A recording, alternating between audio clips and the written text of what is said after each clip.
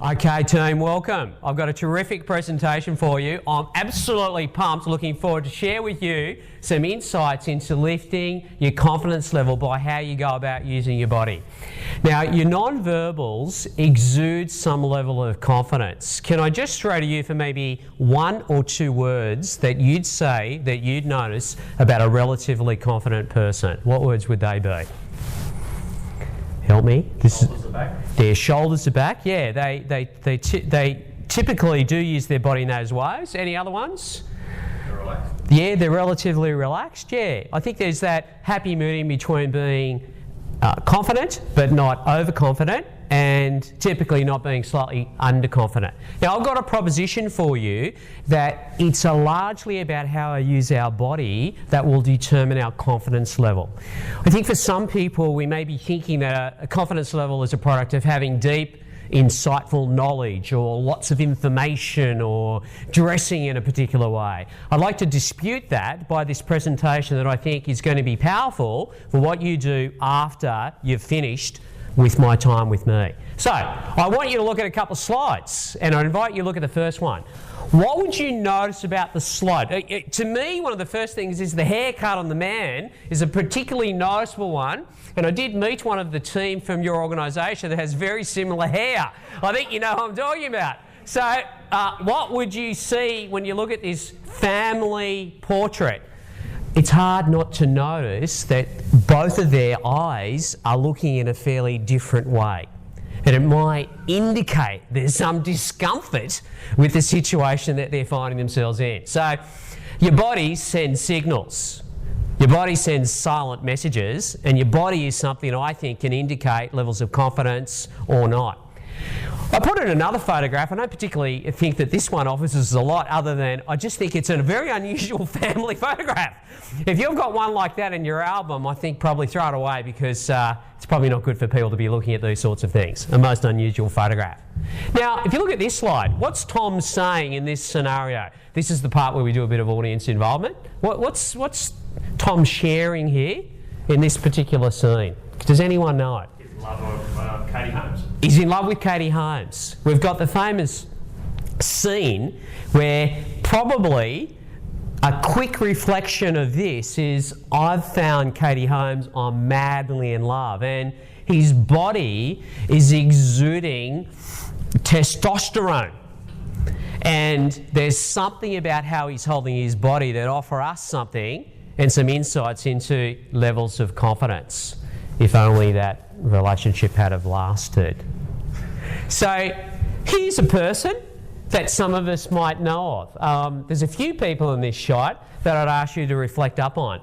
As we're very aware, this is one of the most powerful women in the Australian business community. The photograph of Gail Kelly. Now, Gail is with a guy called Dr. John Laker. Anyone know Dr. John Laker? He's the head of APRA, so a fairly important person, I'd imagine, for banks. And we have another banking individual over here, Mike Hurst, I think from Adelaide Bendigo Bank.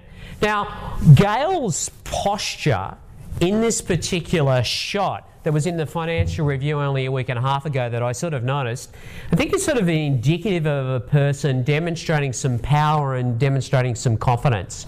We can see by the way she's gripping John, who is instituting, understand, some Basel III changes and, you know, making banks hold more liquidity around their capital. So I think there's some things about Gail's teeth as well that she's certainly letting John be very aware that she's in a powerful position.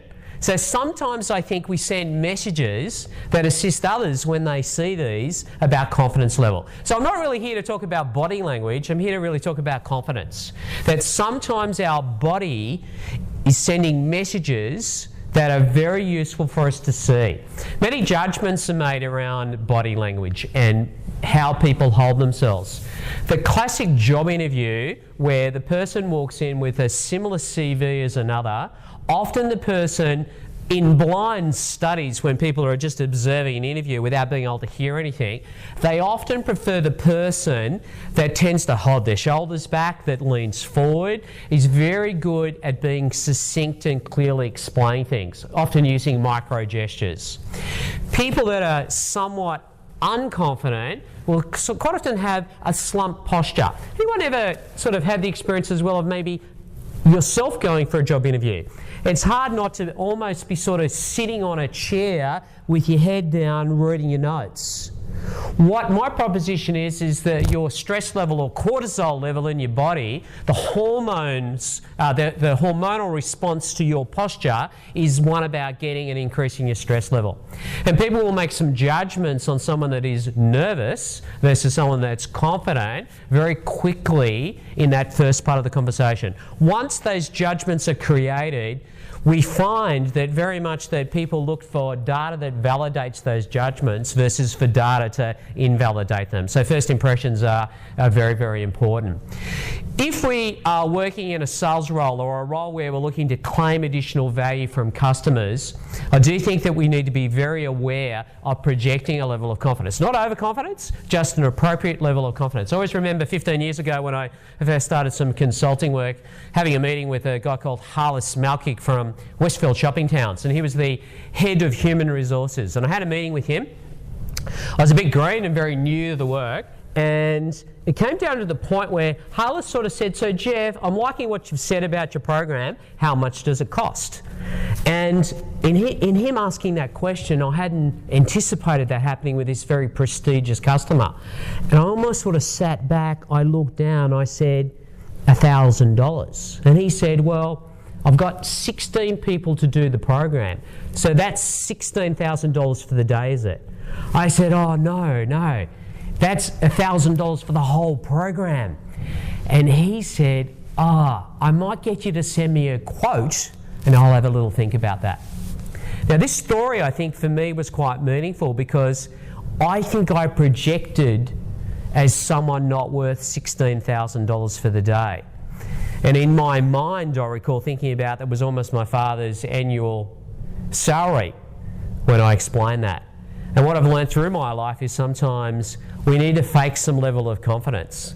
And not be unethical. If it was $1,000, it was $1,000, but I needed to say that in a really confident way, not in a way that was sort of pleading for some agreement. So if we're looking to claim more value, we notice that Mark Bouros, for example, is very good at projecting a good level of confidence. He had a recent TV show. What was that one called? Celebrity Apprentice. And he was probably selected for that because he has the ability to project a sound level of confidence without being overconfident. I love Alan Kohler, who does the Financial Report on ABC TV. Anyone seen Alan Kohler? A few of you have? Yeah, a few at the back especially. He's very good at building credibility and trust by how he has soft eyes and looking at camera, and he just explains his visuals in a really clear, succinct way.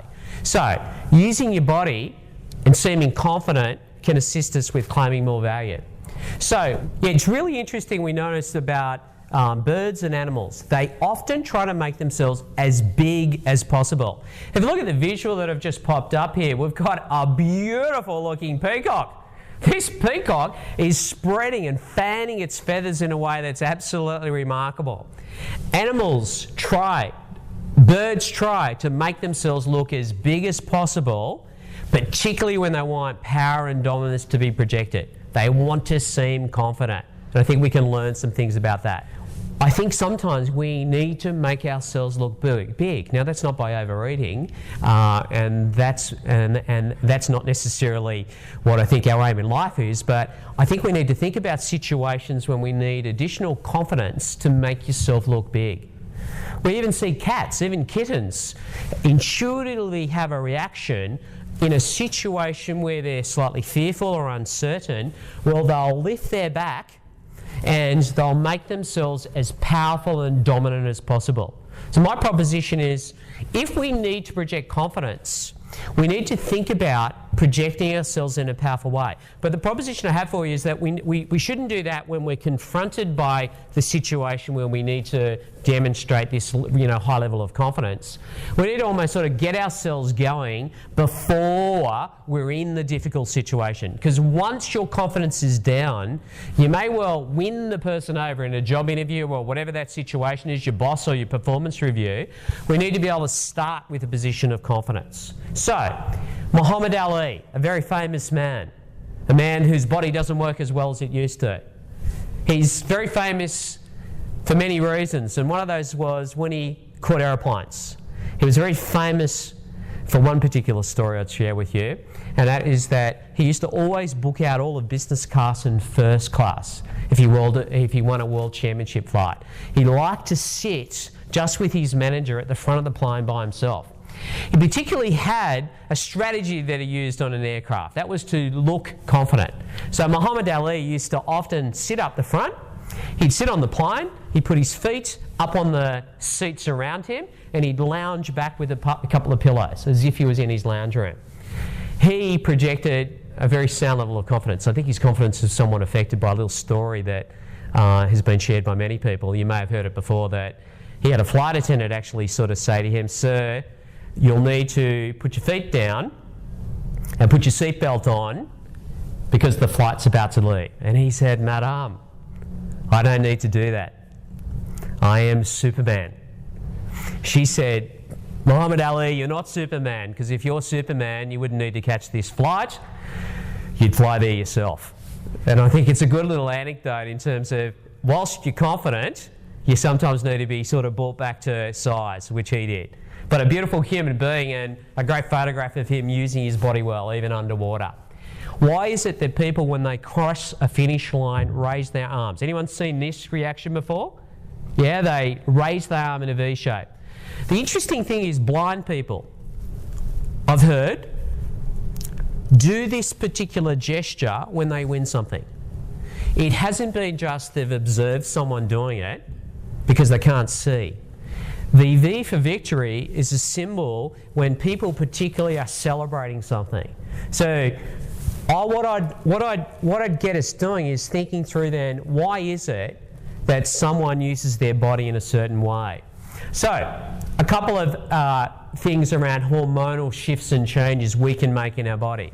Recent research is indicating that, as I mentioned before, that your testosterone levels can be lifted through doing certain gestures and body movements prior to a situation that you're feeling some level of stress.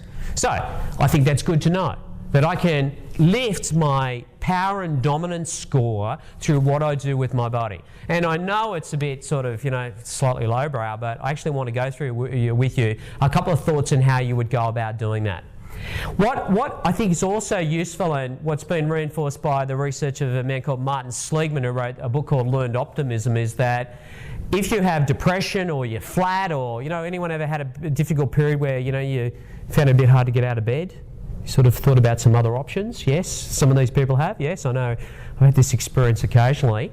They suggest that what you should do, Martin Seligman's research in Learned Optimism, is the number one way to overcome feeling very flat or levels of depression is going for a walk, talking to someone for a period of 10 to 15 minutes was considered as good a cure as antidepressants. And that's interesting. We need to use our body in a way. So the proposition I've got for you is that we need to think about lifting this score and reducing this score when we've got a stressful situation we're about to go into. I particularly would ask you to consider this question that I have on the slide. Does your body have a cortisol spike when you have a person communicating with you that offers you nothing?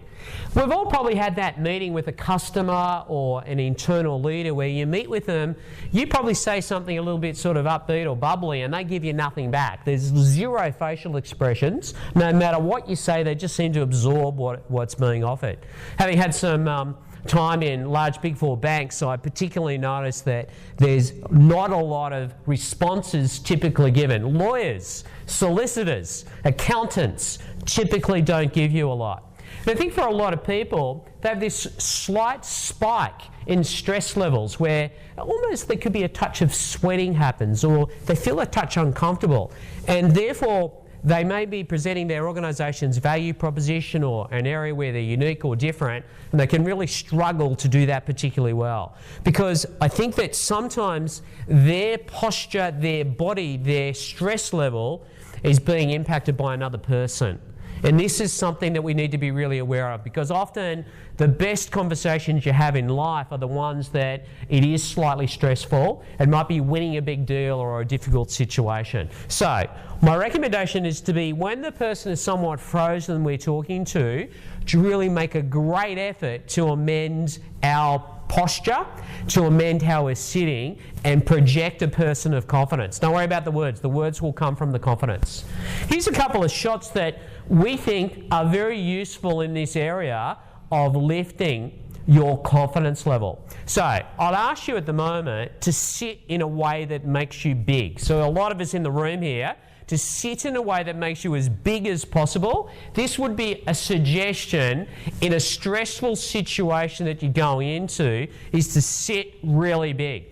I almost think that this sort of posture of putting the feet up on the table and looking up is another one that can assist our testosterone spike and make us feel a bit more confident. We need to be very aware of, sometimes we've got a situation here of a very good, powerful gesture and body stance. I think this is the lady leading the IMF. And what we notice is that if we're very powerful in how we hold our posture, often we have a very non-dominant response like this, which could be perfectly fine. But sometimes when we're looking to be peers with the person we're talking to, we need to be very aware of how we're standing and how we're looking and holding our body. We need to be very aware of not doing these sort of postures, these sort of arms wrapped around the body. Typically this might be because a person's cold, but the proposition I have for you is the body is unaware of what it is that you're doing. The body will start to get smaller and your cortisol level could spike. So I lose slight levels of confidence, particularly when I start to put hands around heads, particularly when I lean over like this. If you look at this, have any of you had this experience of maybe during the day your slumpness kicks in? Anyone had this happen where you start to look down and down? I think some people, particularly wearing headsets, it's almost like the head starts to drop below the table. We can feel almost overwhelmed by what's going on in the day. So, I think we're all very aware of, school teachers sort of saying to us, sit up straight and be attentive. I wonder if sitting up straight can improve our level of confidence in a classroom. So, do our non-verbals govern our confidence level? The proposition I have for you is, when I stand like this, my suggestion to you is my body, my brain is unaware of my current circumstances. I may have a very positive hormonal response to standing in a way that indicates some confidence. If I'm sitting in a chair, I need to sit in a chair to make myself as big as possible, which is a bit unusual. I might look to sit in a stool versus a chair as well, because it's a bit easier to make myself look bigger. So, if we recognise this symbol, I'm sure a lot of us might have a word that comes to mind with this person here. What word, can I ask this audience, time for some audience involvement, what word might come to mind when you look at that particular picture? Depressed. Depressed? Yeah, not so positive. Another way to do this now is the person's body is reinforcing, increase the stress levels you're experiencing. For someone that gets slumped, you're reinforcing how you probably don't want your confidence level to be. We need to think about standing in a different way. Not to look like a fool or an idiot, but stand in a way to improve our capacity to feel more confident. So, the proposition I have for you is our bodies can change our minds. So this is the direct opposite of work from men like Dilts, who are sort of saying that our thoughts and affirmations and how we think can change your mind. Perhaps a shortcut to this is to just use our body in the way that a confident person would be using it. So, if you're looking for more presence, more confidence, more passion, and and more peaceful, comfortable comfort, we need to be thinking about how we use our bodies. An interesting tip I've noticed, that having done lots of speaking for many years, is I really noticed that even when you do a talk, it can be really beneficial to almost talk to one person at a time. And I think this is a strategy that assists with confidence. When people are speaking to a big group, they typically move their bodies around a lot, and they almost can't focus on anyone. So again, I think another reinforcer of the importance of using our body in stressful situations in the most positive way as possible. So we need to stop talking, and we need to start connecting to our bodies and really thinking through, what question do I need to really ask that will assist the person to be involved? So the call to action you've got is, after this presentation, is to make yourself as big as possible, as often as you can. Maybe tonight when you walk in the door after this presentation, you might walk in raising your arms like this and say, "Hi, I'm home." I'm not quite sure what reaction you might get. If you do get someone saying, "Have you had an affair?" that is probably some feedback that your gestures are very different from the ones you might have been doing before. And the proposition I've got is, life's just all about self-development. So I wonder if there's some other simple things that you could do to really empower yourself. I love the concept of doing gestures and postures to lift your confidence level, to be very alert to not doing that, because I think the best ideas in life are sometimes the most simple. And I think success in life is a lot about those little one percenters that you do regularly and you really do often. So I'd ask you to go back to your workplaces about this particular idea. Nothing great ever happens until someone becomes passionate about it. Can you guess who that photograph is? Steve Jobs. I just watched his recent DVD called Icon, and he's just a wonderful man who has had to work through many, many disappointments in his career, and a great person that we could all sort of look forward to. So I'd ask you to be passionate about the concept of using your body in a different way, because you can become perhaps the person that you always know you could be. I'm Jeff Stibbart. Thanks for listening to this presentation. Give yourselves a round of applause. Thank you.